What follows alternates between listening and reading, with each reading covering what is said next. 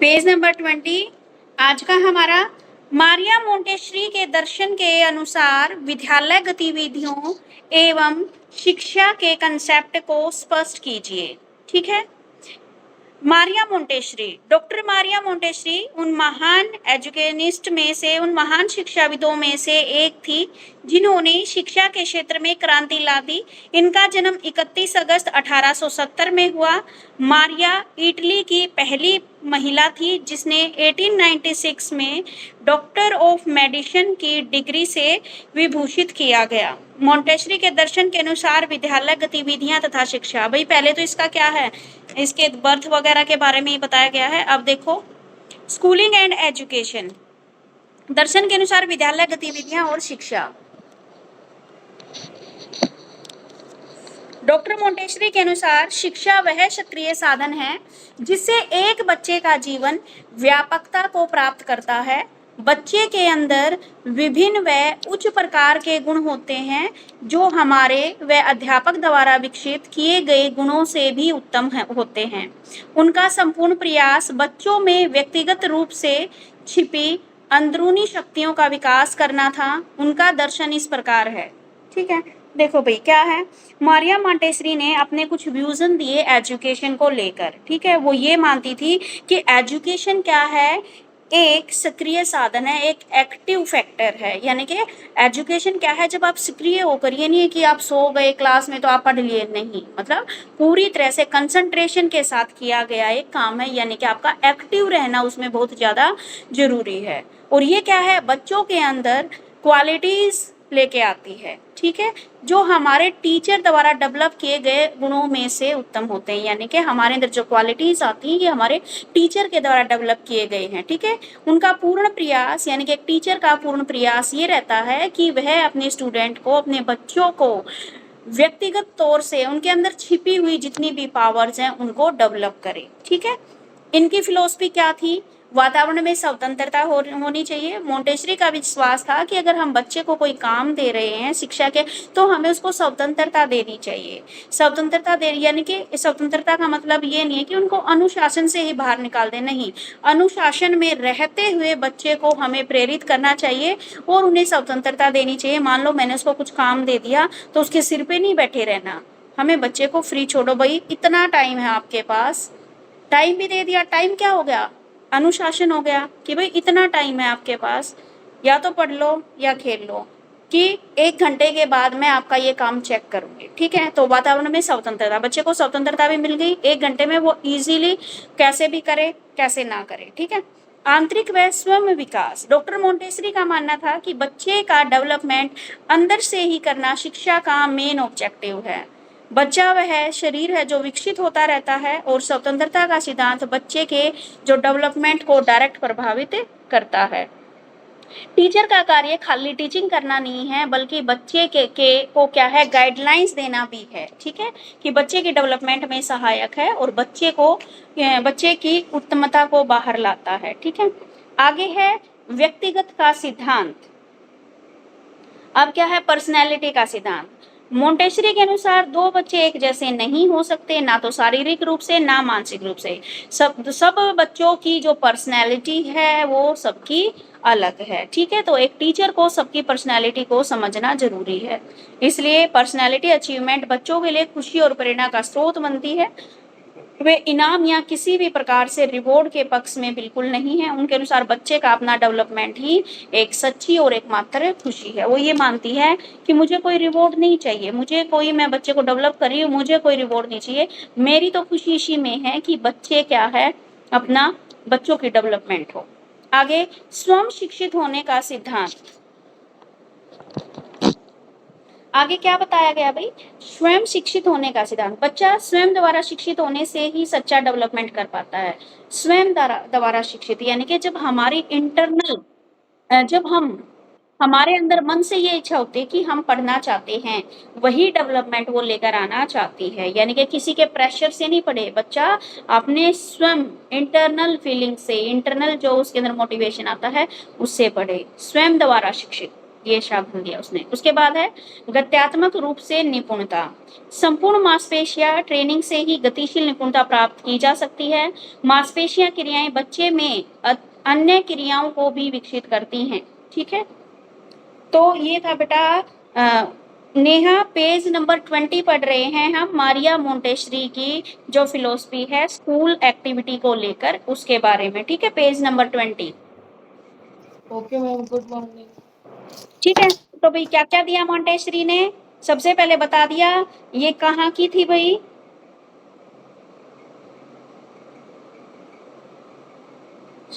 31 अगस्त 1880 को इनका जन्म हुआ और इटली की पहली महिला थी जिसने 1896 में डॉक्टर ऑफ मेडिसिन की डिग्री प्राप्त की। ठीक है, और इन्होंने कुछ एक्टिविटीज भी दी स्कूल के अनुसार। इनकी जो फिलोसफी थी उन्होंने बताया कि बच्चे को हमें बिल्कुल स्वतंत्र वातावरण देना है, अनुशासन में रहते हुए उसको स्वतंत्रता देनी है।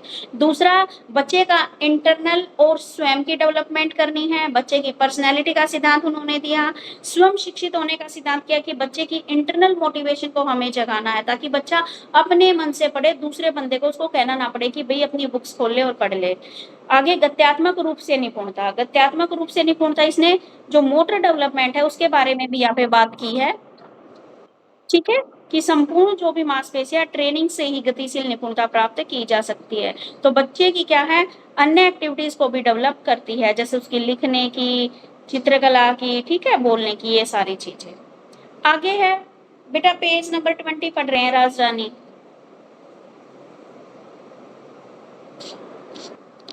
चलिए, अब मारिया मोंटेसरी का शिक्षण दर्शन तथा विधियां, education philosophy and method of Maria Montessori. Maria Montessori का शिक्षण दर्शन तथा विधियां, बच्चों का घर, क्या क्या मेथड दिए भाई इन्होंने, सबसे पहले दिया बच्चों का घर, मारिया मोंटेसरी की विधियां। पहले तो उसकी फिलोसफी देखिए यहाँ पे, बच्चों का घर, पर्यावरण का निर्माण, आजादी एवं अनुशासन में घनिष्ठता, व्यक्तिगत नैतिकता का विकास। और दूसरी दी है उसने मोंटेसरी विधि की योजनाएं। तीसरी बात का आएगी उसकी शिक्षा पर सामग्री, औजार और प्रयोग। फोर्थ है शिक्षक की भूमिका। ठीक है, चलिए बेटे, बच्चे का घर सबसे पहले फिलोसफी में है इसका, बच्चों का घर जिसमें आप क्या है एनवायरनमेंट का निर्माण करना। मोंटेसरी द्वारा दी गई जो एजुकेशन मेथड है उसमें पर्यावरण से संबंधित है, जिसमें मोंटेसरी ने द चिल्ड्रन हाउस अर्थात बच्चों का घर कहा है, अनेक कमरों से सुसज्जित जो अच्छे उद्यानों में जाकर मिलते हैं। इस घर में सब कुछ बच्चों के विशेष गुणों को ध्यान में रखा जाता है। जो भी सामग्री या विधियां हैं वे इसी प्रकार रची गई हैं, बच्चों की रुचियों को आकर्षित करे और उन्हें शिक्षित होने के लिए प्रेरित करे। स्कूल में कमरों के साथ साथ कुछ छोटे छोटे अन्य कमरे भी युक्त है जहां बच्चे भोजन कर सके, आराम कर सके और अपने आप को कार्य से युक्त कर सके, अपनी समय की आवश्यकताओं को पूरा कर सके। देखो भाई, बच्चों का घर, मोंटेसरी की जो फिलोसफी थी वो क्या मानती थी कि पर्यावरण यानी कि हमें स्कूलों में ऐसा इन्वायरमेंट क्रिएट करना चाहिए ताकि जो छोटे बच्चे आते हैं उनको लगे कि वो बाहर नहीं अपने घर में ही है। आप देखते हो प्ले स्कूलों में बच्चों के लिए क्या है, सोने का भी इंतजाम करके रखते हैं वो। ठीक है, अगर कोई बच्चा रोने लग जाए तो टॉयज वगैरह भी बहुत सारे होते हैं, उनकी खाने की भी सही, बच्चे जो लंच लेके जाते हैं उनके अच्छे से प्रॉपर तरीके से खाना खिलाने की भी व्यवस्था होती है उनकी। ठीक है, तो मोंटेसरी का यहाँ पर फिलोसफी ये है कि जो स्कूल है बच्चे का ऐसा हो ताकि जो स्टार्टिंग में बच्चा है तो उसको ये फील ना हो कि वह अपने घर पे नहीं कहीं बाहर है, तो उसको फील हो कि मैं अपने घर पे ही हूँ। तो उसको बच्चे के जो आराम की है, चाहे भोजन की व्यवस्था है चाहे आराम की है, वो सारी चीजें वहां पर होनी चाहिए। यानी कि क्लासरूम के साथ साथ कुछ एक दो रूम ऐसा भी बनाना चाहिए जहां पर बच्चे अगर सो जाएं तो उनको रेस्ट करवा सके। ठीक है, उसके बाद है सेकंड पॉइंट में आजादी एवं अनुशासन में घनिष्ठता। मोंटेसरी के अकॉर्डिंग आजादी एवं अनुशासन एक दूसरे के पूरक हैं, विपरीत नहीं है, यानी कि एक दूसरे के कॉम्प्लीमेंट्री है, एक दूसरे के अपोजिट नहीं है। हम बच्चों को अनुशासित मान सकते हैं यदि स्वयं के मास्टर हैं और आपको अनुशासित करने का आदेश करते हैं तो उन्हें जीवन का वास्तविक नियम बताता है। मोंटेसरी ने आंतरिक अनुशासन पर ज्यादा बल दिया, यानी कि देखो भाई आजादी और अनुशासन की घनिष्ठता। इसने बोला कि बच्चों को स्वतंत्रता भी दो, लेकिन उनको साथ साथ डिसिप्लिन में भी रखो। ये बात उन्होंने बोली। वो बोलती थी कि बच्चों को ना हमें इंटरनली डिसिप्लिन सिखाना है। जिस दिन बच्चे इंटरनली डिसिप्लिन सीख गए ना, बच्चे आपको बिल्कुल भी तंग नहीं करेंगे, ठीक है। वो अपना काम स्वयं करेंगे। इंटरनल डिसिप्लिन का मतलब, अब तुम देखते हो लड़कियों में ज्यादा इंटरनल डिसिप्लिन होता है लड़कों की बजाय। लड़कियां क्या है, आप देखोगे आपके घर में, आप खुद से भी लगा लो, अपने भाई से भी लगा लो, लड़कियां पढ़ लेती हैं अपने आप बिना कहे, और लड़के जब तक उनको नहीं बोला जाए, दो चार गालियां नहीं सुन लेते, वो तब तक नहीं पढ़ते, ठीक है। तो इन्होंने जोर दिया कि बच्चों को हमें स्वतंत्रता तो देनी है, लेकिन साथ ही साथ उनको हमें डिसिप्लिन भी सिखाना है। उन्होंने बोला डिसिप्लिन सिर्फ बाहरी डिसिप्लिन नहीं, उनको इंटरनली डिसिप्लिन सिखाना है, ताकि बच्चे आसानी से क्या कर सके, अपने आप खुद पर कंट्रोल कर सके, अपनी स्टडी खुद कर सके। जब उनके अंदर इंटरनल डिसिप्लिन होगा ना कि मुझे तो पढ़ना है, मुझे किसी का वेट नहीं करना, तो वो अपने आप पढ़ेंगे। आगे है व्यक्तिगत नैतिकता का विकास। नैतिक शिक्षा संबंधों के विकास द्वारा व्यक्तिगत विकास किया जा सकता है। यह नैतिक बच्चों में शुरुआती बचपन में ही प्राप्त करनी आरंभ कर देती है। मोंटेसरी ने अपनी पुस्तक the discovery of the child के अंतिम अध्याय में उन्होंने इसी क्षेत्र पर जोर दिया है। यानी कि मोरल एजुकेशन भी बच्चे के डेवलपमेंट से रिलेटेड है, क्योंकि मोरल सीखेगा। मोरल का मतलब क्या उसके लिए अच्छा है, क्या उसके लिए बुरा है। तो बच्चे की जो मोरालिटी है वो बचपन से ही हमें सिखाना शुरू कर देना चाहिए, आरंभ कर देनी चाहिए। और इन्होंने the discovery of the child में इन्होंने बच्चे की मोरल डेवलपमेंट के बारे में बात की है लास्ट अध्याय में, ठीक है। अब उसके बाद आता है मोंटेसरी विधि की योजनाएं। मेरे को बताओ यहां तक समझ में आ गया?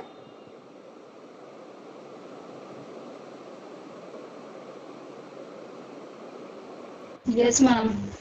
चलिए आगे देखिए। मोंटेसरी मेथड की योजनाएं। योजना में बच्चे के जीवन का तथा चरित्र निर्माण पर बल दिया जाता है। चिल्ड्रन हाउस के साथ साथ मोंटेसरी ने 3 बड़ी क्रियाओं का योजना निर्माण किया है। भाई चिल्ड्रन हाउस तो ठीक है, बना दिया स्कूल को, ठीक है, लेकिन इसके अलावा भी कुछ ऐसी एक्टिविटीज हैं जो इनकी प्लानिंग में शामिल हैं। जीवन को सैद्धांतिक की बजाय व्यवहारिक बनाना, इंद्रिय प्रशिक्षण, सामंजस्य पहचान और याद करना, ठीक है। तो जीवन को सैद्धांतिक बनाने की बजाय प्रैक्टिकल बनाना। इन्होंने बात बोली कि हमें बच्चों को सिर्फ थ्योरेटिकल नहीं रटवाना है, हमें बच्चों को क्या है, वो नॉलेज देनी है जो प्रैक्टिकली उसकी रियल लाइफ में उसको काम आए, ठीक है। अब देखो क्या क्या लिखा है इसमें। विभिन्न प्रयोगों का उद्देश्य है कि स्कूल को बच्चों के वास्तविक जीवन के निकट ले जाना, अपने आप का ध्यान रखना दैनिक जीवन का एक प्रथम व महत्वपूर्ण पहलू है।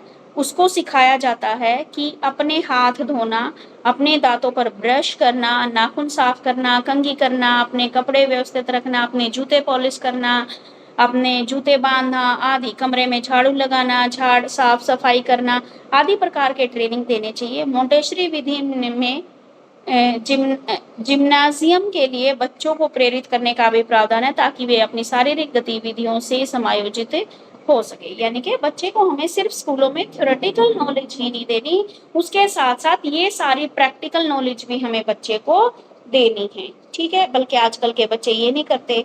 हम जब पढ़ते थे तब हम ये सारे काम करके जाते थे स्कूल में, ठीक है। तो हमें बच्चे को एटलीस्ट कम से कम, हाँ इतना तो बच्चे होते हैं अपनी ब्रश भी खुद कर लेते हैं, नाखून साफ तो चलो बड़े होने के बाद करते हैं, कंघी भी, थोड़ा कपड़े व्यवस्थित करना वो तो बच्चे करते ही नहीं, मम्मियाँ ही करती हैं।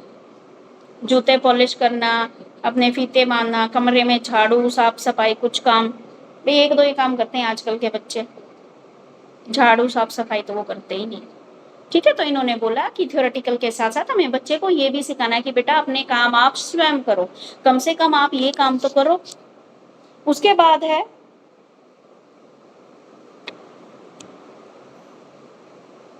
नेक्स्ट है, इन्होंने दिया है आपका जितना भी सेंस है, आपकी सेंस ऑर्गन है उनकी ट्रेनिंग।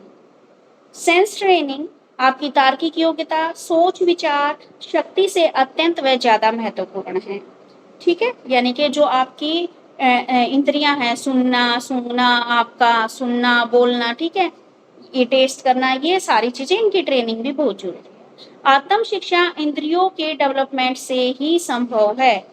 शारीरिक व मानसिक विकास भी हमारे, जब हमारे सेंस ऑर्गन्स को ट्रेनिंग मिलेगी तभी संभव है। सुनना, छूना, रंग करना, चित्रकारी करना, प्रिज्म, पिरामिड, स्पेयर और सिलेंडर व कुओं को आकार द्वारा समझाना, ताप को गर्म रेत व ठंडी रेत से समझाना आदि विभिन्न विधियों के प्रयोग के पक्ष में डॉक्टर मोंटेसरी थी।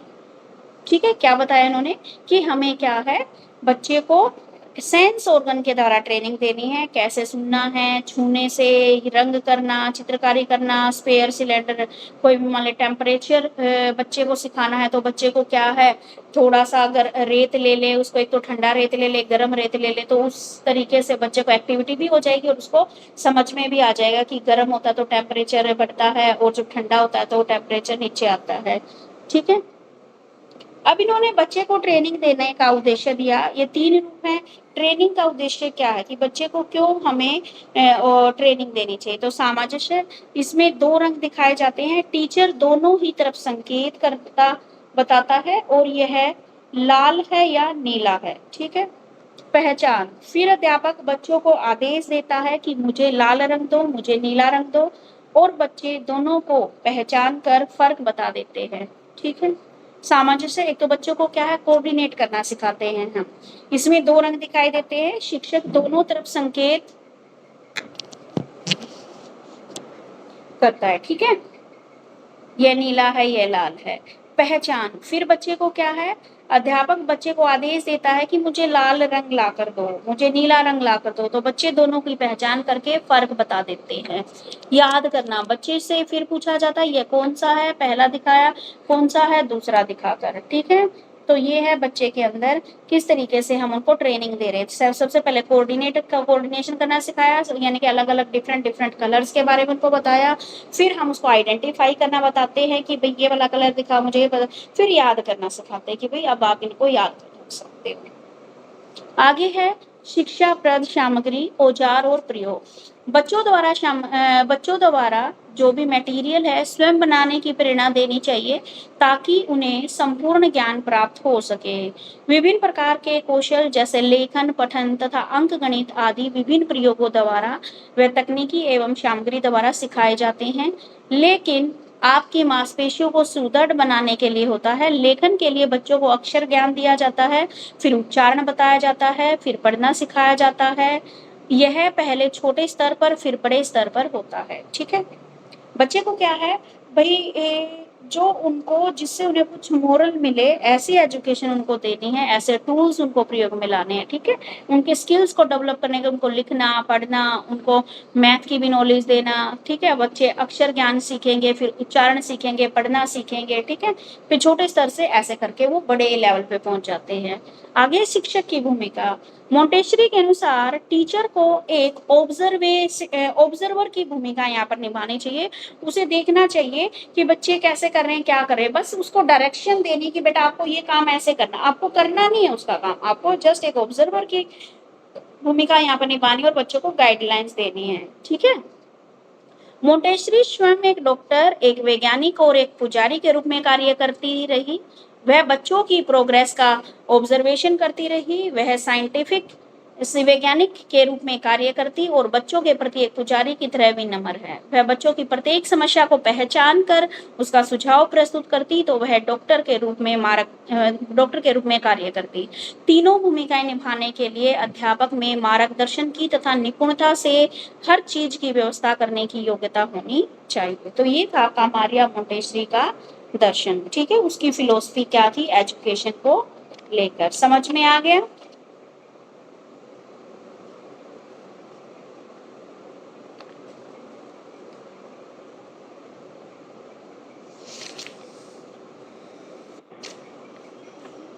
नहीं, अब तो मेरे फोन में आवाज आने लग गई।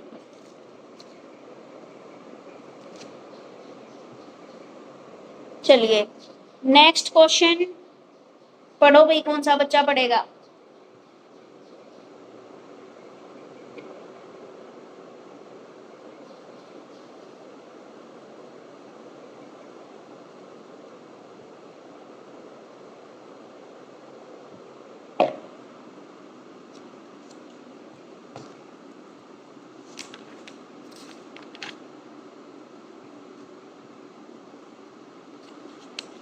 अरे भाई पढ़ दो सेकंड वाला, गांधी जी के दर्शन के अनुसार। गांधी जी के दर्शन के अनुसार। हाँ जी। इसमें 3 क्वेश्चन दिए हैं, अथवा अथवा करके। नहीं, ये एक ही है बेटा, मतलब इसका मतलब है, देखो आपके क्वेश्चन दे दिए, गांधी जी की फिलोसफी के अनुसार आपकी स्कूल एक्टिविटी एवं एजुकेशन का जो कंसेप्ट है वो स्पष्ट कीजिए। या फिर क्वेश्चन ऐसे बना सकते हैं कि गांधी जी के द्वारा प्रतिपादित जो शिक्षा है उसके क्या उद्देश्य हैं। ये क्वेश्चन इस तरीके से भी आ सकता है। अगला क्वेश्चन इसने पूछा, महात्मा गांधी के अनुसार शिक्षा का क्या अर्थ है और उसके द्वारा जो भी शिक्षा के उद्देश्य दिए गए हैं उनके बारे में बताइए। या फिर क्वेश्चन इस तरीके से आ सकता है कि गांधी जी ने जो टीचिंग मेथड पर बल दिया है उनके बारे में बताइए। कुछ भी आए क्वेश्चन, इतने सारे हैं लेकिन आंसर इन सब का सेम है। मेन आपको ये देखना दिया किसने है, गांधी जी ने दिया है। अब जैसे पिछले वाला क्वेश्चन था मारिया मोंटेसरी था, उससे पहले आपका एक रूसो का था, ड्यू का था, डीवी का था, ठीक है। तो इनको सिर्फ नाम से पहचान लो, चाहे कुछ भी हो इसमें घुमा फिरा के कुछ भी पूछे आगे पीछे, बताना उनकी जो उन्होंने दिए हैं मेथड, ठीक है।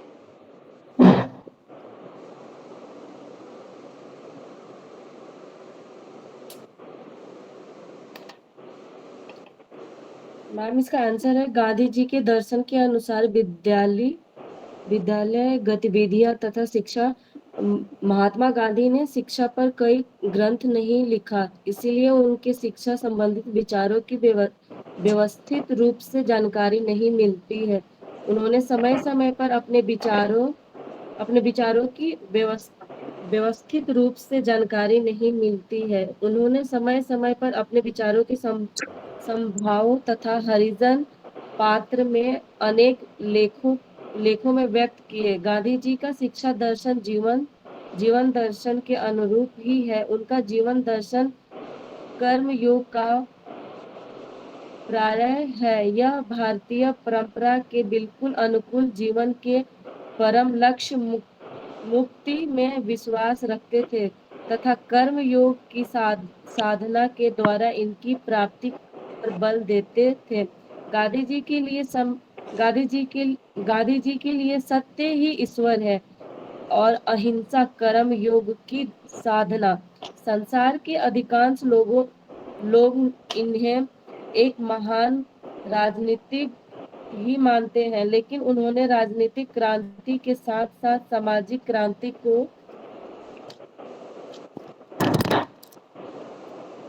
को भी जन्म दिया, जिसमें शिक्षा का मुख्य स्थान था। उनकी बुनियादी शिक्षा योजना उनके शिक्षा दर्शन का मूल रूप थी। इस शिक्षा का लक्ष्य भारतीय जनता के हृदय तथा मन को पवित्र करके एक शोषण विहीन समाज की स्थापना करना था। इस दृष्टि से गांधी जी एक महान शिक्षा शास्त्री भी थे। इसका फर्स्ट है शिक्षा का अर्थ। शिक्षा शब्द को परिभाषित करते हुए गांधी जी ने स्वयं लिखा है, शिक्षा से मेरा तात्पर्य है बालक और मनुष्य के शरीर मन और आत्मा में पाए जाने वाले सर्वोत्तम गुणों का चहुमुख विकास। उपयुक्त परिभाषा को स्पष्ट करते हुए उन्होंने लिखा है कि साक्षरता ना तो शिक्षा का अंत है और ना ही प्रारंभ, वरना यह तो शिक्षा का एक महत्वपूर्ण साधन है जिसके द्वारा स्त्री पुरुष शिक्षा प्राप्त कर सकते हैं, किंतु साक्षरता पूर्ण शिक्षा नहीं है। अतः गांधी जी शिक्षा के विषयों और साधनों से अधिक जोर बालक के व्यक्तित्व पर देते हैं।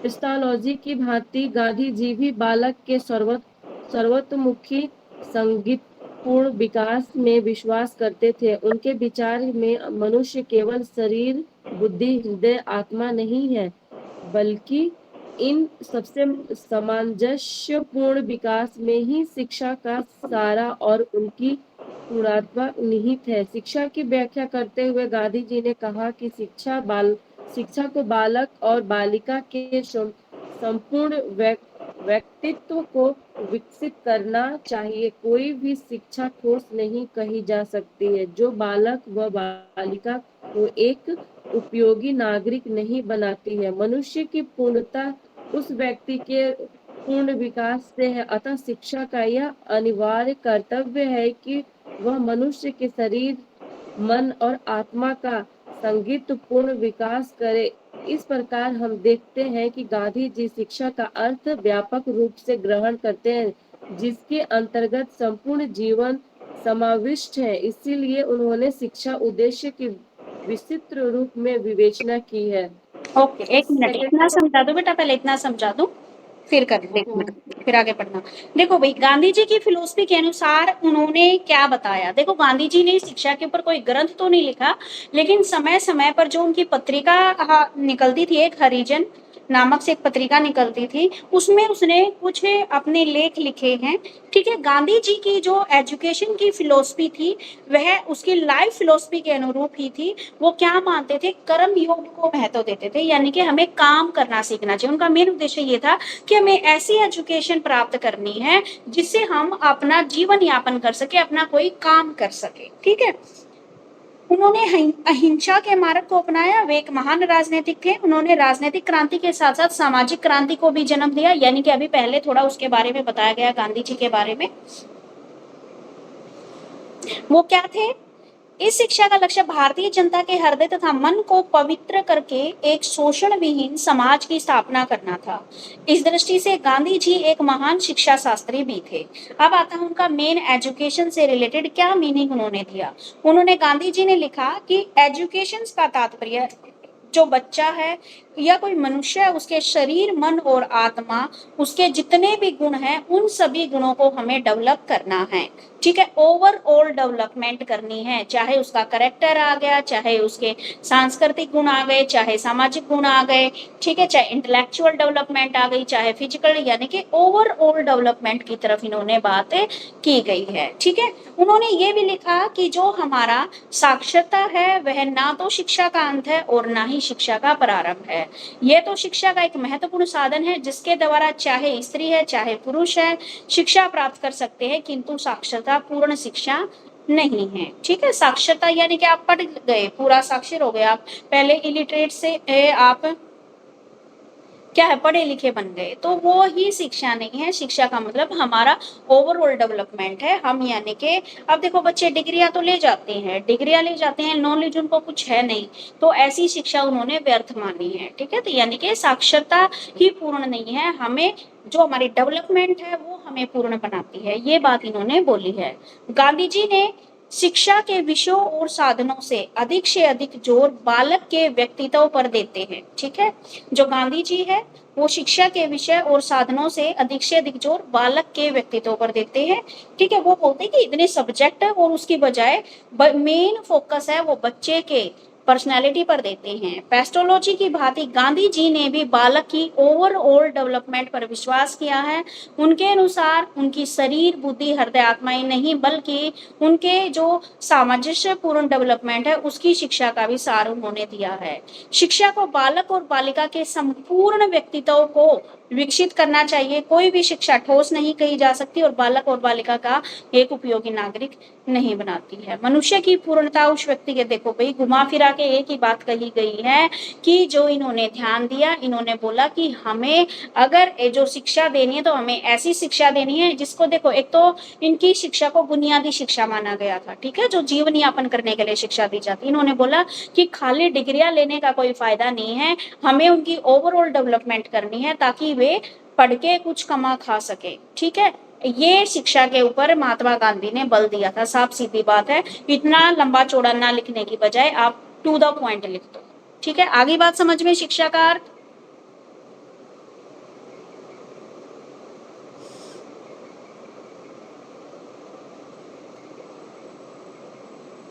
चलो नेहा, नेक्स्ट पढ़ो। हम सेकंड है शिक्षा का उद्देश्य। गांधी जी के अनुसार शिक्षा के उद्देश्य निम्नलिखित है। फर्स्ट है चरित्र निर्माण। समाज की पूर्णता लोगों के चरित्र पर आश्रित है, अतः गांधी जी के चरित्र निर्माण को शिक्षा का महत्वपूर्ण उद्देश्य मानते हैं। उनका मानना है कि सच्ची शिक्षा साहित्य प्रशिक्षण में नहीं है वरन चरित्र निर्माण है। गांधी जी इस उद्देश्य पर इतना अधिक बल देते हैं कि यदि उन्हें चरित्र निर्माण और साहित्यिक परीक्षण दोनों में से एक को चुनना हो तो वो साहित्यिक परीक्षण का त्याग कर भी सकते हैं। सन 1932 ईस्वी में उन्होंने यह पूछा गया कि यदि भारत स्वतंत्रता प्राप्त कर लेता है तो आपके विचार में शिक्षा का लक्ष्य क्या होगा। उन्होंने निसंकोच होकर तत्काल उत्तर दिया, चरित्र निर्माण। उनका यह मानना है कि व्यक्तिगत चरित्र की पवित्रता एक ठोस शिक्षा के निर्माण के लिए अनिवार्य है। अतः विद्यार्थियों को अपने भीतर खोजना है और अपने व्यक्तिगत चरित्र का ध्यान रखना है और बिना आरंभिक व्यक्तिगत पवित्रता के चरित्र निरर्थक है। इसलिए उनका अटल विश्वास है कि समस्त ज्ञान का उद्देश्य होना चाहिए चरित्र निर्माण। हमारा सारा अध्ययन यदि हृदय को शुद्ध नहीं बनाता तो यह हमारे लिए व्यर्थ है। सारे पढ़ दे बेटा ये। Okay ma'am. चरित्र निर्माण आपका जीविकापार्जन का उद्देश्य है, सांस्कृतिक उद्देश्य है। का उद्देश्य हाँ, ये सारे पढ़ते हैं। तीसरे से पहले खत्म कर देना, ठीक है। कैरिकुलम बाद में पढ़ना है, पहले सेकंड वाला कंप्लीट कर दे। गांधी जी के वर्तमान शिक्षा पद्धति के इस दोष को भली भांति जानते थे कि इसमें बालकों का शिक्षा कला समाप्त होने पर भी उन्होंने रोटी कपड़ा मकान आदि जीवन की बुनियादी आवश्यकताओं से मुक्त होने का कोई भी आश्वासन नहीं है। आज की भांति बेकारी भी समस्या तब भी विद्यमान थी। यह एक स्वीकृत लक्ष्य है कि जब तक मनुष्य अपनी आरंभिक आवश्यकताओं से मुक्त नहीं होता तब तक भौतिक नैतिक और बौद्धिक उन्नति नहीं कर सकता। आध्यात्मिक उन्नति की बात तो दूर रही, गांधी जी शिक्षा के द्वारा ऐसी व्यवस्था चाहते थे जिससे आधार पर आजकल विद्यालय की निरुद्देश्य शिक्षा प्राप्त करने वाले बालकों से भिन्न प्रत्येक बालक व बालिका विद्यालय छोड़ने के पश्चात किसी व्यवसाय में लगाकर आत्मनिर्भर हो जाए। इसलिए गांधी जी ने सन 1937 ईस्वी में हरिजन नामक पत्रिका में लिखा कि सच्ची शिक्षा को बालक और बालिकाओं के लिए बेकारी के विरुद्ध एक प्रकार का बीमा होना चाहिए। गांधी जी वर्ण धर्म में विश्वास करते थे। उनके विचार में शिक्षा ऐसी होनी चाहिए जो बालकों को जीवन के लिए तैयार करे, जो उनके वातावरण और वांछुनुगत पेशों के अनुकूल हो। प्रत्येक बालक अपने आप वंशागत व्यवसाय करने की वास्तविक संभावना समक्षता होती है और इसे अपने पैतृक व्यवसाय को तब तक नहीं छोड़ना चाहिए जब तक कि वह अपने भीतर किसी अन्य व्यवसाय के लिए पर्याप्त क्षमता और आकांक्षा का अनुभव ना करे। थर्ड है सांस्कृतिक उद्देश्य। भारतीय दार्शनिक परंपरा के अनुसार गांधी जी संस्कृति को वैदिक कार्य की उपज नहीं मानते हैं। उनके विचार में सांस्कृतिक आत्म का गुण है जो मानव व्यवहार के सभी क्षेत्रों को व्यापात कर लेता है। कस्तूरबा बालिका आश्रम नई दिल्ली की बालिकाओं को जो गांधी जी ने उपदेश दिया था उससे उनके संस्कृत के संबंध में विचार का अनुसार किया जाता है। उन्होंने कहा कि मैं शिक्षा के सांस्कृतिक पक्ष को साहित्य पक्ष के अधिक महत्व देता हूँ। संस्कृत आधार है, मूल वस्तु है जिसे छात्रों को यही से प्राप्त करना चाहिए। तुम्हारा व्यवहार और आचरण के छोटे से छोटे कार्यों में इसका दर्शन होना चाहिए। तुम कैसे बैठती हो, कैसे कपड़े पहनती हो, ताकि कोई व्यक्ति एक निगाह से देखकर यह कह सके कि तुम इस संस्था की उपज हो तथा तुम्हारे व्यवहार में एक परस्पर व्यवहार की तुम्हारे अतिरिक्त सांस्कृतिक प्रकट होनी चाहिए। निम्न प्रकृति के सभी प्रतिबंधों से मुक्त व्यक्ति अपनी आत्मा की व्यवस्थाविक संस्कृति को प्रदर्शित कर सकता है। फोर्थ है व्यक्तिगत और सामाजिक विकास। गांधी जी के सामाजिक और व्यक्तिगत इन दोनों उद्देश्यों में समन्वय स्थापित किया। यह अनेकता के एकता की उपलब्धि करना चाहते हैं। गांधी जी की व्यक्तिगत मानव आत्म के महत्व को अत्यंत समान देते हैं। गांधी जी के अनुसार मनुष्य जीवन का उच्चतम उद्देश्य आत्मबोध की प्राप्ति है, जो कि बिना आत्म त्याग के असंभव है। अतः निग्रह, समाज सेवा स्वतः ही शिक्षा के व्यक्तिगत उद्देश्य में आ जाते हैं। उन्होंने स्पष्ट रूप से कहा है कि मैं व्यक्ति स्वतंत्रता को महत्व देता हूँ, किंतु आपको यह नहीं भूलना चाहिए कि मनुष्य सारभूत रूप में सामाजिक प्राणी है। वह अपनी वर्तमान स्थिति तक इसलिए उठ पाया है कि उनसे सामाजिक प्रगति की आवश्यकताओं के लिए उनको व्यक्तिगतता को अनुकूल बनाना सीखा है। अतः दोनों की विकास इस सीमा तक अन्योन्याश्रित है कि एक के बिना दूसरे के बारे में सोचा नहीं जा सकता है। फिफ्थ है शिक्षा का सर्वोच्च उद्देश्य।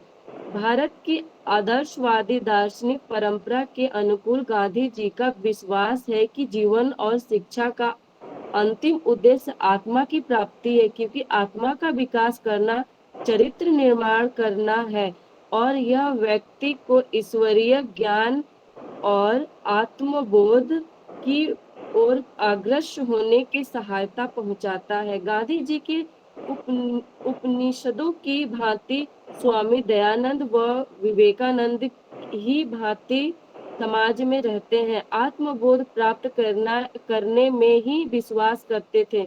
इसीलिए वे वास्तविक शिक्षा उसे कहते हैं जो मुक्त प्रदान करे, सा विद्या या विमुक्तये। इसका तात्पर्य यह है कि ज्ञान वही है जो मोक्ष की ओर ले जाता है और इस सिद्धांत के अनुसार महानता में लघुता सम्मिलित होती है। अतः शिक्षा का उद्देश्य केवल आत्मिक ज्ञान नहीं है और न ही मुक्त का अभिप्राय है कि मृत्यु के बाद की मुक्त ज्ञान में वे सभी प्रकार के प्रशिक्षण शामिल है जो मानव सेवा के लिए लाभप्रद है। और मुक्त का अर्थ है सभी प्रकार के दास्ता से मुक्त, यहाँ तक कि इसी जीवन में। अतः आत्मा की स्वतंत्रता सर्वश्रेष्ठ स्वतंत्रता है।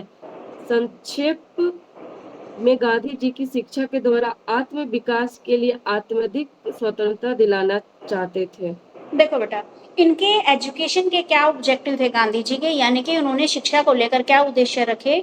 इन्होंने रखा सबसे पहला उद्देश्य रखा कि कैरेक्टर बिल्डिंग। सबसे पहले हमें बच्चे का चरित्र निर्माण करना है, बच्चे को सच्चाई, ईमानदारी, अहिंसा के रास्ते पर चलाना है हमें। ये उन्होंने बताया कि चरित्र का निर्माण करना है हमें, क्योंकि उन्होंने बोला कि ऐसी एजुकेशन का कोई फायदा नहीं जिसमें बच्चे ने अपना कैरेक्टर ही डेवलप नहीं किया। वह चोरी कर रहा है, झूठ बोल रहा है और उसने एजुकेशन ले रखी है, तो ऐसी एजुकेशन का कोई फायदा नहीं। सबसे पहले हमें बच्चे का चरित्र निर्माण करना है, ठीक है। उन्होंने इस बात पर सबसे ज्यादा फोकस किया। उनका यह मानना था कि व्यक्तिगत चरित्र की पवित्रता एक ठोस शिक्षा के निर्माण का अनिवार्य कार्य है, ठीक है। चरित्र पर ध्यान देना चाहिए, अटल विश्वास है, समस्त ज्ञान का उद्देश्य होना चाहिए चरित्र निर्माण। इतना लंबा चौड़ा भाषण लिखने की जरूरत नहीं है, छोटी सी बात है। 5 पॉइंट इसने दे रखे हैं शिक्षा के उद्देश्य में। बच्चे का चरित्र निर्माण करना है, उसकी जीविकापार्जन का उद्देश्य रखना है, सांस्कृतिक उद्देश्य रखने हैं, सामाजिक उद्देश्य रखने हैं और शिक्षा का सर्वोच्च उद्देश्य है। पहला उद्देश्य क्या है? चरित्र निर्माण, यानी कि बच्चे के अंदर सच्चाई, ईमानदारी, पवित्रता और अहिंसा के गुण हमें डेवलप करने हैं। तो ये आ गया उसके चरित्र निर्माण में। दूसरी बात आई है जीविकापार्जन के लिए, यानी कि उनकी ये टेंशन थी कि बच्चे डिग्रियां लेकर घर पे बैठे, उनको कोई काम नहीं मिल रहा, तो हमें बच्चे को ऐसी शिक्षा देनी है जो बच्चे को क्या दे सके, जो आगे उसकी जीविकापार्जन में उसकी हेल्प कर सके। तो इन्होंने बोला था कि या तो हमें शिल्प से रिलेटेड कोई काम सिखाए, हाथ से रिलेटेड बच्चे को कोई काम सिखाया जाए, ऐसी शिक्षा दी जाए। यानी कि वोकेशनल ट्रेनिंग के बारे में इन्होंने यहाँ पे बात की कि बच्चे को हमें वोकेशनल ट्रेनिंग देनी चाहिए ताकि वे बड़े हुए जब उनकी शिक्षा समाप्त हो तो वे एक रोजगार प्राप्त करने में उनको आसानी रहे। ठीक है। तीसरी बात आई कल्चरल एम की, सांस्कृतिक उद्देश्य। उन्होंने बोला कि हमें बच्चे के अंदर चरित्र निर्माण करवा दिया, हमने जीविकापार्जन वाली शिक्षा हम उसको दे रहे हैं, अब साथ ही साथ संस्कृति का भी उद्देश्य, सांस्कृतिक यानी कि अलग अलग धर्मों की संस्कृतियों की क्या है बच्चा रिस्पेक्ट करे, ये भी हमें बच्चे को सिखाना है। ठीक है। अब उन्होंने क्या है यहाँ पर सांस्कृतिक उद्देश्य को साथ में लेकर उन्होंने क्या है कस्तूरबा गांधी बालिका आश्रम नई दिल्ली में बालिकाओं को गांधी जी ने उपदेश दिया था कि उन्हें संस्कृति के संबंध के विचारों में भी अनुमान किया जा सकता है। उन्होंने कहा कि मैं शिक्षा के सांस्कृतिक पक्ष को यानी कि कल्चरल एस्पेक्ट को लिटरेचर एस्पेक्ट से अधिक महत्व देता हूँ। वो बोले कि लिटरेचर से ज्यादा मुझे कल्चर ज्यादा अच्छा लग रहा है। कल्चर आधार पर मूल वस्तु है जिसे छात्रों को यहीं से प्राप्त करना चाहिए। तुम्हारे बिहेवियर और आचरण के छोटे छोटे कार्यों में इसका प्रदर्शन होना चाहिए। तुम कैसे बैठते हो, कैसे कपड़े पहनते हो, ताकि कोई व्यक्ति एक निगाह से देखकर यह कह सके तुम इस संस्था की उपज हो, और तुम्हारे व्यवहार और परस्पर व्यक्ति की तुम्हारी आंतरिक संस्कृति प्रकट होती है। यानी कि जिस तरीके से हम रहते बोलते वो हमारे कल्चर को रिप्रेजेंट कर रहा है। ठीक है। तो उन्होंने बोला लिटरेचर से ज्यादा हमें अपने कल्चर को भी सीखना है। ठीक है। उसके बाद उन्होंने बोला व्यक्तिगत और सामाजिक विकास, यानी कि व्यक्ति का सोशलाइजेशन होना भी उतना ही जरूरी है जितना कि बाकी आपके अदर एस्पेक्ट्स। ठीक है। उन्होंने बोला कि मैं व्यक्ति स्वतंत्रता को महत्व देता हूं, किंतु आपको यह नहीं भूलना चाहिए कि मनुष्य सारभूत रूप से सामाजिक प्राणी है। वह अपनी वर्तमान स्थिति तक इसलिए उठ पाया कि उसने सामाजिक प्रगति की आवश्यकताओं के लिए अपनी व्यक्तिगतता को अनुकूल बनाना सीखा है। अतः दोनों का विकास इस सीमा तक है कि बिना एक दूसरे के बारे में यानी कि एक व्यक्ति का इंडिविजुअल के साथ साथ सोशल डेवलपमेंट भी जरूरी है, क्योंकि एक व्यक्ति समाज में रहता है, समाज में रहकर सारे काम करता है, तो वह अकेला नहीं रह सकता, इसलिए उसके अंदर सोशल डेवलपमेंट भी आवश्यक है। आगे है शिक्षा का अल्टीमेट एम, सर्वोच्च शिक्षा। शिक्षा यानी कि उन्होंने बोला कि एक आदर्शवादी दार्शनिक परंपरा के अनुकूल गांधी जी का विश्वास था कि जीवन और शिक्षा का अंतिम उद्देश्य आत्मा की प्राप्ति है, अपने आत्मा को डेवलप करना है, कैरेक्टर बिल्डअप करना है। ठीक है। यह व्यक्ति को ईश्वरीय ज्ञान और सेल्फ रियलाइजेशन की ओर अग्रसर करने में सहायता पहुंचाता है। गांधी जी उपनिषदों की भांति, स्वामी दयानंद विवेकानंद की भांति समाज में रहते हुए सेल्फ रियलाइजेशन का कंसेप्ट भी वो देते हैं। सा विद्या या मुक्ति, इसका तात्पर्य कि ज्ञान वही है जो हमें मोक्ष की तरफ लेके जाए। ठीक है। मुक्ति का अभिप्राय मृत्यु के बाद की मुक्ति। तो ज्ञान में वे सभी प्रकार की ट्रेनिंग शामिल हो जिससे मानव सेवा के लिए लाभप्रद है, और मुक्ति का अर्थ सभी प्रकार की दास्तां से मुक्ति। ठीक है। तो यहाँ पर इन्होंने जीवन का लक्ष्य बनाया कि आत्मा की मुक्ति यानी कि स्वतंत्रता ही हमारा सर्वश्रेष्ठ उद्देश्य है। ठीक है। संक्षेप में आत्मा की स्वतंत्रता सर्वश्रेष्ठ स्वतंत्रता है। गांधी जी शिक्षा के द्वारा आत्म विकास के लिए आध्यात्मिक स्वतंत्रता दिलाना चाहते थे। ठीक है। आगे है भाई कैरिकुलम। कैरिकुलम में क्या क्या बताया, पढ़ो भाई।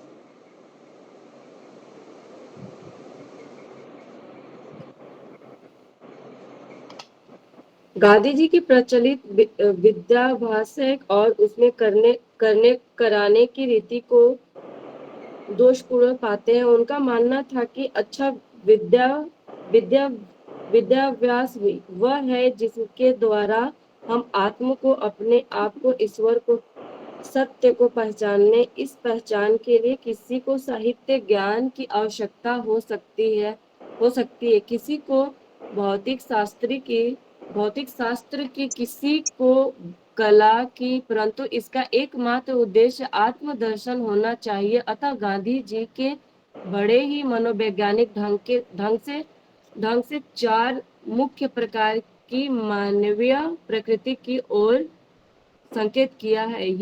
यहाँ वे साहित्य, वैज्ञानिक, कलात्मक और रचनात्मक तथा उससे संबंधित विषयों की ओर संकेत करते हैं। वह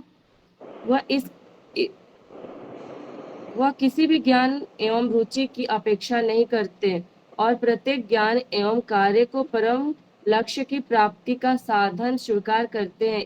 इससे यह भी स्पष्ट होता है कि गांधी जी ने अन्य विषयों के साथ साथ विभिन्न उद्योगों को भी ईश्वर प्राप्ति के निमित्त मानकर शिक्षा में सांस्कृतिक और जीवी जीविको जीविकोपार्जन के उद्देश्यों में सुंदर समन्वय स्थापित किया है। देखो भाई, कैरिकुलम में गांधी जी ने क्या बताया, उनका मानना था कि हमें एक अच्छा विद्याभ्यास भी करना चाहिए, ईश्वर को, सत्य को पहचाने। सबसे पहले हमें अपनी आत्मा को पहचानना है, ईश्वर को पहचानना है, और क्या सत्य है इसको पहचानना है।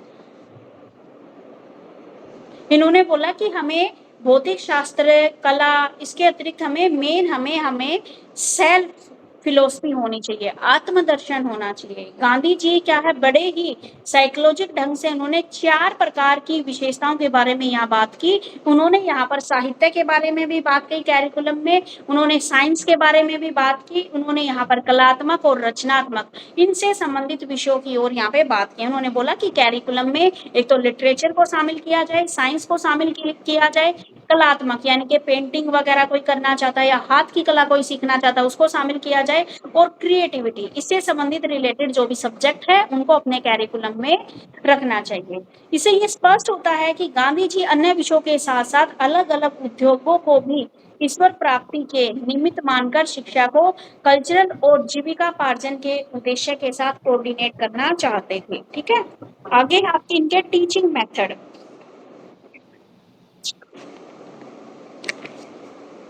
चलो मैं पढ़ा देती हूँ। गांधी जी ने नवीन शिक्षा योजना का विचार जानने के समक्ष रखा। उन्होंने शिक्षण विधि नितांत नवीन है। प्रचलित शिक्षण विधि में अध्यापक एवं छात्रों का कोई संपर्क नहीं रहता है। अध्यापक लेक्चर देकर चला जाता है, छात्र निष्क्रिय श्रोता के रूप में बैठे रहते हैं, और इस प्रकार की दोषपूर्ण शिक्षण पद्धति के विपरीत गांधी जी ऐसी शिक्षण प्रक्रिया को लाना चाहते थे जिससे छात्र व शिक्षक के बीच की खाई कम हो और छात्र निष्क्रिय श्रोता के रूप में न होकर एक सक्रिय रिसर्चकर्ता, ऑब्जर्वर और एक प्रयोगकर्ता के रूप में हो।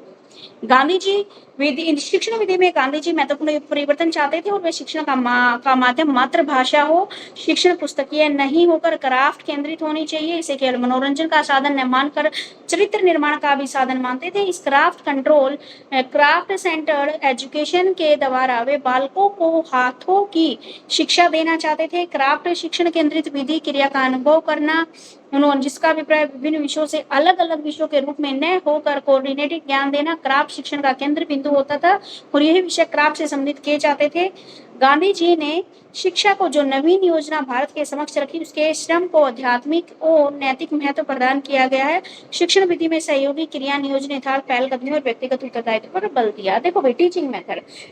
गांधी जी क्या थे, जो टीचिंग मेथड एट प्रेजेंट में चल रहा था उसे बिल्कुल भी खुश नहीं थे। वो मानते थे कि टीचर लेक्चर दे के चला जाता है, बच्चे क्लास में सुनते रहते हैं, नींद आ जाती है, सो जाते हैं। ठीक है, तो इन्होंने इस जो लेक्चर मेथड का था, इन्होंने इसका बिल्कुल भी प्रयोग नहीं किया। उन्होंने बोला कि ऐसा मेथड लाया जाए जिससे बच्चों का क्या हो सके, उद्धार हो सके, बच्चे एक्टिव होकर सीख सके। तो उन्होंने बोला कि हमें ऐसी शिक्षण विधि अपनानी चाहिए। मेन तो उनका फोकस था क्राफ्ट सेंटर्ड था, बच्चे को कला सिखाओ, क्राफ्ट सिखाओ जो उसको आगे रोजगार की तरफ लेके जाए। इनका मेन यही था कि बच्चे को कोई हाथ की कला सिखाओ, ठीक है, जिसमें बच्चा क्या है, उसको बोरिंग भी नहीं लगेगा।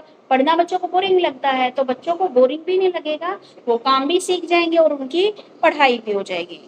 ठीक है, उन्होंने बोला कि जो ज्ञान दिया जा रहा है वो अलग अलग विषय के में ना देकर हमें कोऑर्डिनेटेड इंटीग्रेटेड शिक्षा हमें बच्चों को देनी है। ठीक है, उन्होंने बोला कि बच्चे को क्या है, हमें गांधी जी ने शिक्षा को क्या है, एक नई प्लानिंग दी जिसमें भारत के समक्ष रखा। उसमें श्रम को आध्यात्मिक और नैतिक महत्व प्रदान किया, और टीचिंग मेथड में सहयोगी क्रिया, नियोजन, यथार्थता, पहलकदमी और व्यक्तिगत उत्तरदायित्व पर उन्होंने बल दिया कि हमें क्या है, नियोजन करना चाहिए। किसी भी काम को करने की पहल हमें करनी चाहिए, शुरुआत करनी चाहिए, क्योंकि मेन लोग तो क्या शुरुआत करने से डरते, तो हमें शुरुआत करनी चाहिए।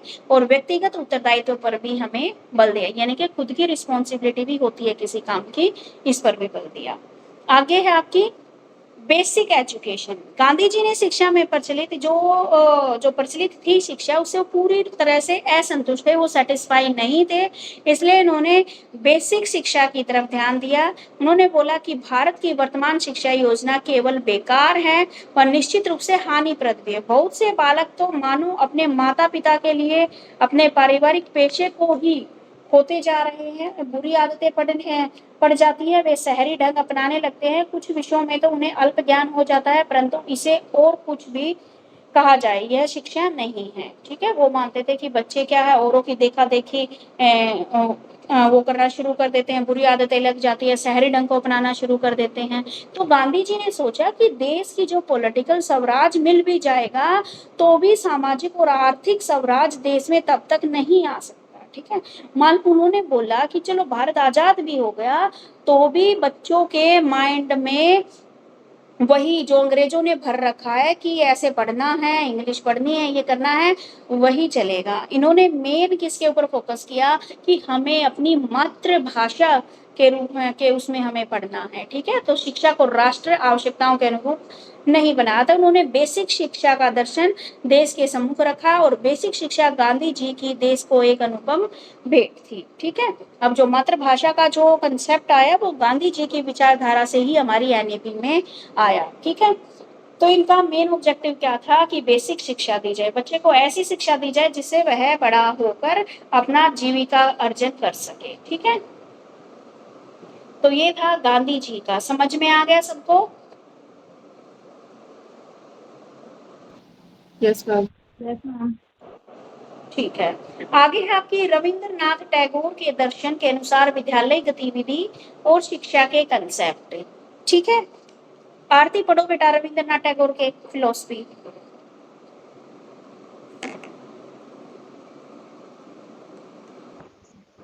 रविंद्रनाथ टैगोर के दर्शन के अनुसार विद्यालय गतिविधियां तथा शिक्षा। रविंद्रनाथ टैगोर के दर्शन के अनुसार विद्यालय गतिविधियों एवं शिक्षा संबंधी विचार का अध्ययन निम्नलिखित बिंदुओं के अनुसार किया जा सकता है। फर्स्ट है शिक्षा का अर्थ। टैगोर ने अपनी पुस्तक पर्सनैलिटी में शिक्षा शब्द को परिभाषित करते हुए लिखा कि सर्वोच्च शिक्षा वही है जो संपूर्ण सृष्टि से हमारे जीवन का सामंजस्य स्थापित करती है।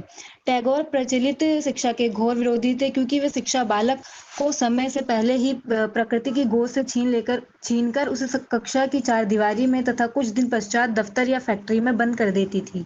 इसलिए उनका यह मानना था कि सर्वोत्तम शिक्षा वह है जो हमें केवल सूचना तथा ज्ञान प्रदान नहीं करती अपितु हमारे जीवन का विश्व के समस्त जीवों के साथ मेल उत्पन्न करती है। संपूर्ण दृष्टि से टैगोर का अभिप्राय यह है कि संसार की चर और अचर, जड़ और चेतन, सजीव निर्जीव समस्त वस्तुएं, इन वस्तुओं से हमारे जीवन का सामंजस्य तभी हो सकता है जब हमारी सभी शक्तियां पूर्ण रूप से विकसित होकर उच्चतम की ओर पहुंच जाएं। इसी को टैगोर ने पूर्ण मनुष्यत्व कहा है। अतः शिक्षा का कार्य हमें इस स्थिति पे पहुंचाना है। इस दृष्टि से टैगोर ने शिक्षा को विकास की प्रक्रिया माना है। वो मनुष्य का शारीरिक, बौद्धिक, धार्मिक, आर्थिक, व्यावसायिक विकास करती है। इस तरह टैगोर के विचार में शिक्षा का रूप अत्यंत विस्तृत एवं व्यापक है।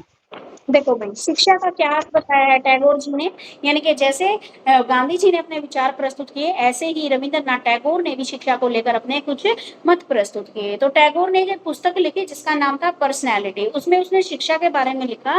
उन्होंने बोला कि एजुकेशन वही है जो हमारी संपूर्ण सृष्टि के से हमारी लाइफ को क्या करती है, कोऑर्डिनेट करती है, उसको कनेक्ट करती है। उन्होंने शिक्षा का महत्व माना कि शिक्षा वही है जब हम पूरी प्रकृति के साथ कनेक्ट हो जाते हैं, वही शिक्षा है।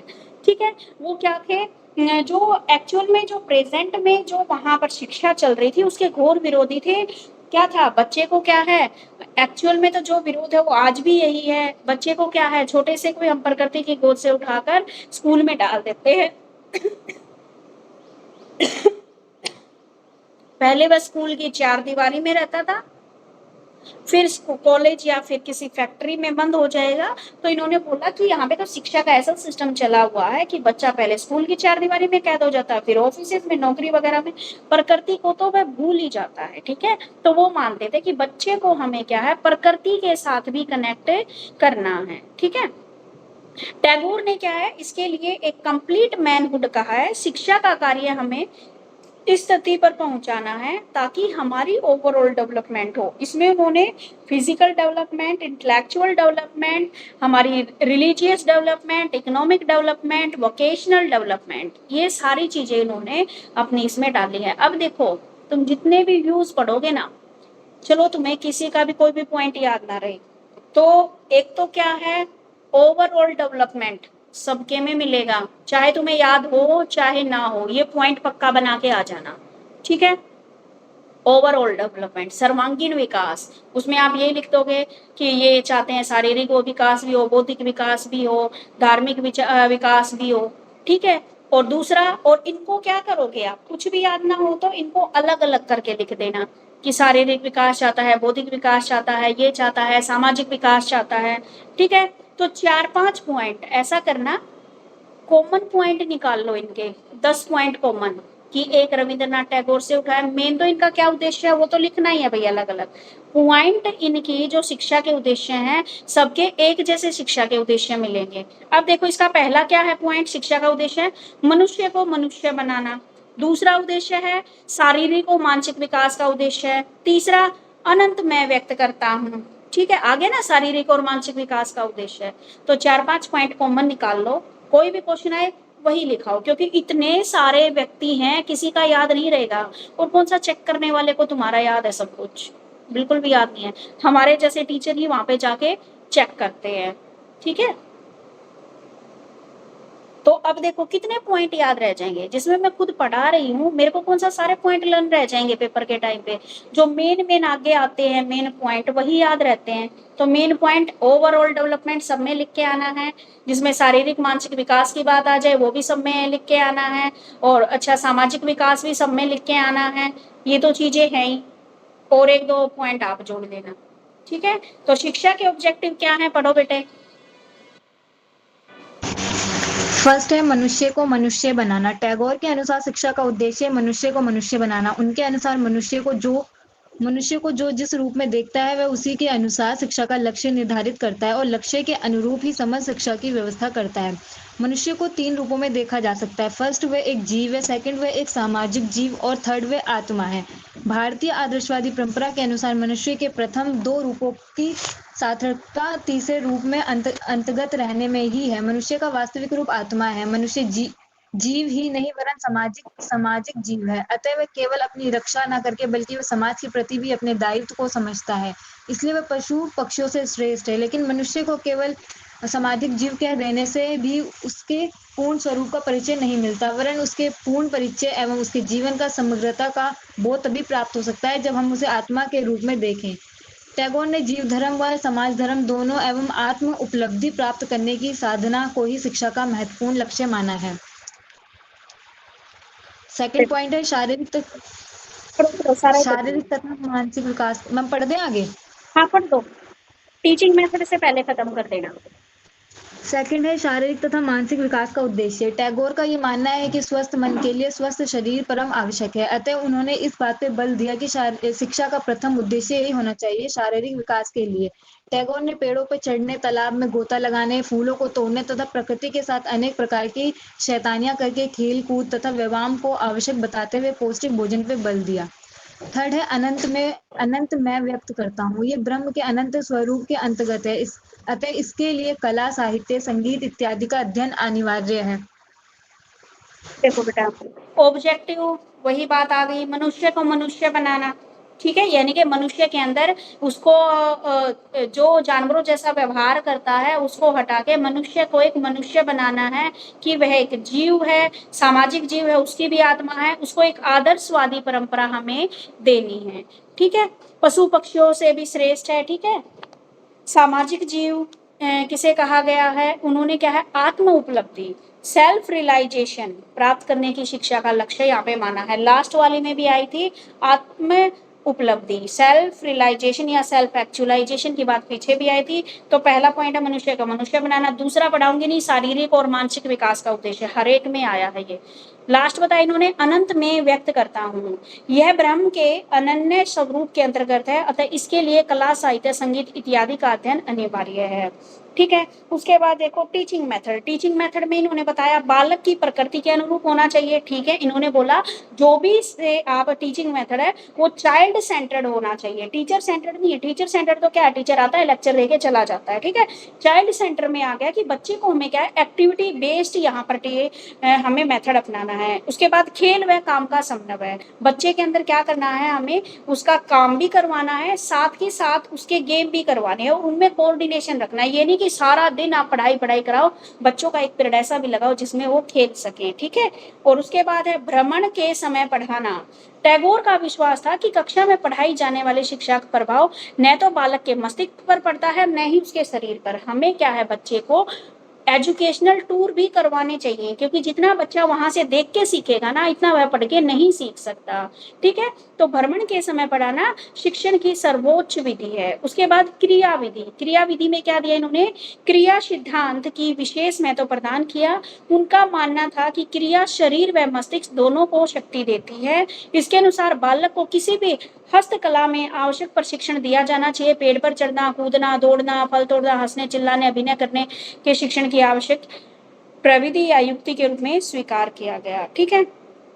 उसके बाद है, अब तुम ये देखो टीचिंग मेथड में या शिक्षा के उद्देश्य में तुमने 4-5 व्यक्तियों के यहाँ पर पढ़े हैं, तो क्या तुम्हें किसी के में कोई अलग बात लगी?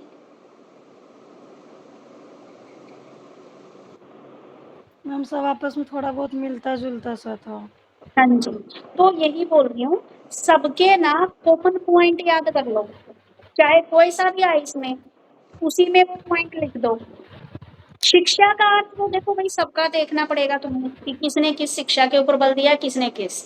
ऑब्जेक्टिव सबके वही है सेम, आगे पीछे करेक्टर का डेवलपमेंट, ओवरऑल डेवलपमेंट, सामाजिक मानसिक जो भी है, उद्देश्य में ये लिख के आना है। टीचिंग पद्धति में ऑलमोस्ट की जो बात आई है ना, सबने क्या है, एक्टिविटी बेस्ड टीचिंग के ऊपर ध्यान दिया है। ठीक है। अनुशासन संबंधी भी सबके अंदर आया है, उन सब ने ऑलमोस्ट ने यही बोला है कि बच्चे को क्या है, स्वतंत्रता देनी है लेकिन अनुशासन में रह कर। ठीक है। अनुशासन भी उनको सिखाना है। किसी ने धार्मिक शिक्षा की भी बोल दी, शिक्षा का माध्यम भी बोल दिया, लेकिन सबके जो व्यूज हैं ऑलमोस्ट सेम है, बस रिप्रेजेंट करने का तरीका अलग है। अब जैसे मैं तुम्हें एक क्वेश्चन दे दूं कि तुम अपने बात शिक्षा के उद्देश्य बताओ, अगर मैं मान लो तुम शिक्षा मंत्री बन जाओ तो आपको क्या क्या चेंजेस आप करना चाहोगे, तो बस वही बात है, आरती अपने व्यूज लिखेगी, रितु अपने व्यूज लिखेगी, उसमें नेहा अपने व्यूज लिखेगी और राज अपने व्यूज लिखेगी, बस बात वही है। ठीक है। तो इन्होंने क्या है, बात तो शिक्षा की है, शिक्षा में सब लोगों ने अपने अपने अपना मन से ये दे दिए। ठीक है। तो कॉमन 4-5 पॉइंट याद कर लो और सभी क्वेश्चन में वही लिख के आ जाओ, क्योंकि 10 लोग हैं ये जिनके बारे में, और एक व्यक्ति का तो जरूर आना है इसमें, चाहे किसी का भी आ जाए। ठीक है। अब देखो आगे, टीचर एंड स्टूडेंट। पढ़ दे बेटा, टीचर एंड स्टूडेंट। टैगोर का मानना है कि शिक्षा में अध्यापक का उत्तरदायित्व तो सबसे अधिक है। टैगोर ने लिखा कि शिक्षा केवल शिक्षक के द्वारा और शिक्षण विधि के द्वारा कदापि नहीं दी जा सकती। मनुष्य केवल मनुष्य से ही सीख सकता है। इसलिए उन्होंने अध्यापक में निम्नलिखित गुणों की अपेक्षाएं की हैं। अध्यापक आत्मसंयमी व त्यागी होना चाहिए, क्योंकि इन्हीं गुणों के द्वारा वे छात्रों को अपनी ओर आकर्षित कर सकता है। सेकंड है, अध्यापक को पूर्ण ग्रहो, असहिष्णु और निम्न विचार वाला, अहंकारी व संकीर्ण स्वभाव का नहीं होना चाहिए। थर्ड है, उसे आलस्य और प्रमाद से दूर रहना चाहिए। उसे अपना आचरण शुद्ध रखना चाहिए, क्योंकि सात्विक आचरण द्वारा ही वे छात्रों पर शुभ प्रभाव डाल सकता है। लास्ट है, शिक्षक का छात्र के साथ सजीव संपर्क होना चाहिए। जब एक मन से दूसरे मन का संपर्क होता है तभी आनंद की उत्पत्ति होती है। देखो इन्होंने बोला टीचर और स्टूडेंट, उनका क्या है, टीचर का भी उतना ही रिस्पॉन्सिबिलिटी है। इसमें बोला इन्होंने टीचर की रिस्पॉन्सिबिलिटी सबसे अधिक है। शिक्षा केवल टीचर के द्वारा और टीचिंग मेथड द्वारा कदापि नहीं दी जा सकती। मनुष्य केवल मनुष्य से ही सीख सकता है। ठीक है। इन्होंने टीचर को त्यागी होना चाहिए, क्योंकि इन्हें गुणों के द्वारा छात्रों को अपनी ओर आकर्षित कर सकता है। ठीक है। टीचर को क्या है, त्याग करने वाला होना चाहिए। त्याग यानी कि बच्चों के अकॉर्डिंग बच्चों को अच्छे से समझा सके। अगर उसके लिए उसको अपनी कोई प्यारी चीज त्याग भी करनी पड़ती है तो करना चाहिए, ठीक है। अध्यापक को क्या है, निम्न विचार वाला, अहंकारी और संकीर्ण स्वभाव का नहीं होना चाहिए। टीचर को आलसी नहीं होना चाहिए।